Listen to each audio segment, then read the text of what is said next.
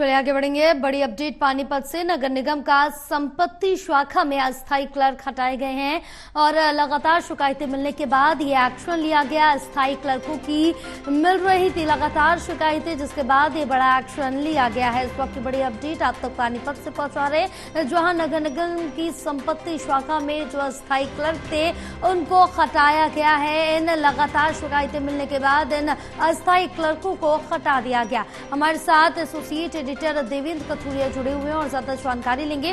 देवेंद्र, क्या अपडेट मिल पा रही है इस पूरे मामले को लेकर, जहां बताया जा रहा है कि जो नगर निगम में अस्थायी क्लर्क थे संपत्ति शाखा में उनको हटाया गया है। पहले से ही कई शिकायतें मिल रही थी।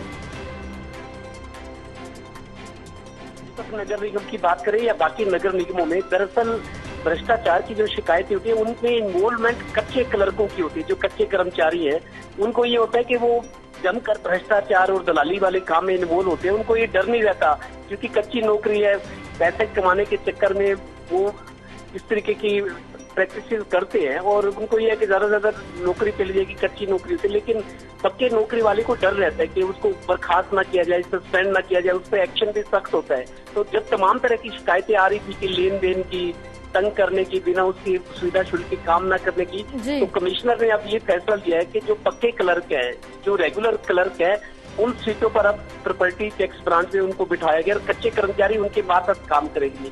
इससे उम्मीद ये है कि जो पक्के कर्मचारी है वो गलत काम करने से डरेंगे क्योंकि नौकरी का सवाल है। कच्चे कर्मचारी उतनी नौकरी की परवाह नहीं करते, 6 महीने 4 महीने कहीं किया कहीं और एडजस्टमेंट हो जाती है उनकी, तो लेकिन पक्का कर्मचारी डरता है एक्शन होने से।